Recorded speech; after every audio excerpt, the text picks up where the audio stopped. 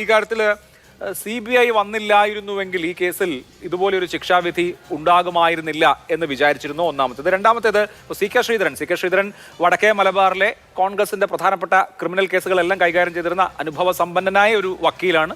അദ്ദേഹം ഈ കേസിന്റെ ആദ്യഘട്ടങ്ങളിൽ വലിയ തോതിൽ നിയമസഹായം നിങ്ങൾക്കും ചെയ്തു തന്ന അദ്ദേഹത്തിന്റെ രാഷ്ട്രീയ ഉത്തരവാദിത്വമായിരുന്നു. അത് അങ്ങനെ ചെയ്ത ആളാണ്. അപ്പോൾ അദ്ദേഹം മറുപക്ഷത്തേക്ക് പോയത് ഈ കേസ് തോൽക്കുമെന്ന നിലയ്ക്ക് ഒരു പേടി ഉണ്ടാക്കിയോ?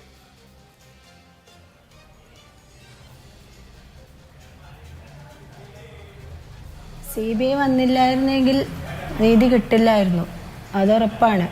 അത് നമുക്ക് ആദ്യം തന്നെ മനസ്സിലായതാണ്. ക്രൈംബ്രാഞ്ച് അന്വേഷിക്കുന്ന സമയത്ത് തന്നെ അന്വേഷണ ഉദ്യോഗസ്ഥരെ മാറ്റുമ്പോൾ ഞങ്ങൾക്ക് മനസ്സിലായതാണ് ഈ കേസ് എവിടെയും എത്തിപ്പെടില്ല, ഈ കുറ്റവാളികൾ ശിക്ഷിക്കപ്പെടില്ല എന്ന് ഞങ്ങൾ മനസ്സിലാക്കിയത് കൊണ്ടാണ് CBIയിലേക്ക് അന്വേഷണം എത്തിയത്. അപ്പോൾ CBI വന്നതിന് ശേഷമാണല്ലോ ഈ പാർട്ടി പ്രതിനിധികളൊക്കെ ഇതിലേക്ക് ഉൾപ്പെടുന്നത്. ഇപ്പോൾ എന്ത് പറഞ്ഞാലും കൃത്യമായ എവിഡൻസോട് കൂടിയല്ലേ അവർക്ക് കുറ്റം ചാർത്തപ്പെട്ടിട്ടുള്ളത്. അപ്പോൾ അവർ പ്രതികളല്ലേ. അപ്പോൾ എന്നിരുന്നാലും ക്രൈംബ്രാഞ്ച് അന്വേഷിച്ചിരുന്നെങ്കിൽ എന്തായാലും ഈ കേസ് ഇവിടം വരെ എത്തിപ്പെടില്ലായിരുന്നു എന്ന് തന്നെയാണ് വിശ്വാസം. CBI നല്ല രീതിയിൽ കേസ് അന്വേഷിച്ചിട്ടുണ്ട്.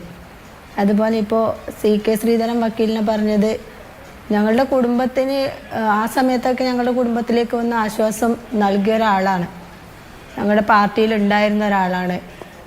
അതുകൊണ്ട് തന്നെ ഞങ്ങൾ അദ്ദേഹത്തെ ഒരുപാട് വിശ്വസിച്ചിരുന്നു.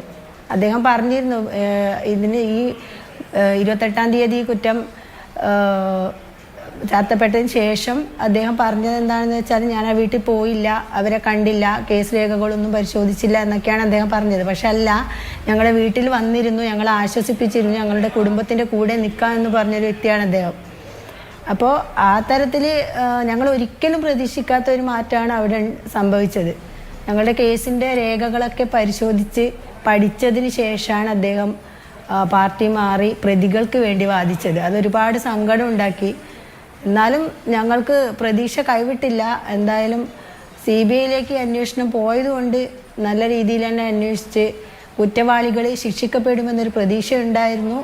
അതുപോലെ തന്നെ ഇന്നത്തെ വിധിയോടെ സംഭവിച്ചു, നീതി കിട്ടി എന്ന് തന്നെ വിശ്വസിക്കുന്നു. തീർച്ചയായും. പക്ഷേ ഈ പോരാട്ടം ഇവിടെ കൊണ്ട് അവസാനിക്കാൻ സാധ്യതയില്ല, മേൽക്കോടതിയിലേക്ക് പോകും. ഞാനിവിടെ നേരത്തെ സൂചിപ്പിച്ച പല കേസുകളും അങ്ങനെ പോയിട്ടുമുണ്ട്. സുപ്രീം കോടതിയിൽ നിന്നാണ് KT ജയകൃഷ്ണൻ വധക്കേസിലെ പ്രതികളെ വെറുതെ വിട്ടത്. അതുകൊണ്ട് നിയമ പോരാട്ടം അവസാനിപ്പിക്കാൻ കഴിയില്ല. ഇവിടെ കോൺഗ്രസ് പാർട്ടി പൂർണ്ണമായും ഈ വിഷയത്തിൽ നിങ്ങളുടെ കൂടെ ഉണ്ട്.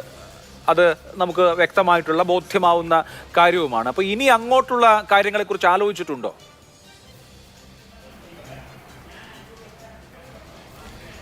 ഇനി അങ്ങോട്ട് കേസിൻ്റെ ഇപ്പോൾ വിധിപ്പകർപ്പൊന്നും കിട്ടിയിട്ടില്ല.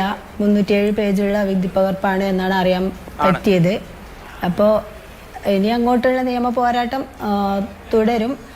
എന്നിരുന്നാലും ഞങ്ങളുടെ കൂടെ ഞങ്ങളുടെ പ്രസ്ഥാനം ഉണ്ടായിരുന്നു. ഞങ്ങൾ ഒരുപാട് സഹായിച്ചിട്ടുണ്ട് എല്ലാ കാര്യങ്ങളിലും. ഞങ്ങളുടെ കൂടെ അന്ന് മുതൽ ഇന്ന് വരെ ഞങ്ങളുടെ കൂടെ ഞങ്ങളുടെ പ്രസ്ഥാനം, പിന്നെ പ്രോസിക്യൂട്ടർമാർ, അതുപോലെ കുറേ വക്കീലന്മാർ, അഡ്വക്കേറ്റ് ആസഫ് അലി സർ പോലെയുള്ള വക്കീലന്മാർ, ഒരുപാട് പേര് ഞങ്ങളുടെ കൂടെ എന്നതുകൊണ്ടാണ് ഇന്ന് ഈ ഒരു വിധി ഞങ്ങൾക്ക് കുടുംബത്തിന് നീതി കിട്ടിയതെന്ന് ഉറച്ചു വിശ്വസിക്കുന്നു കുടുംബം. ഞാൻ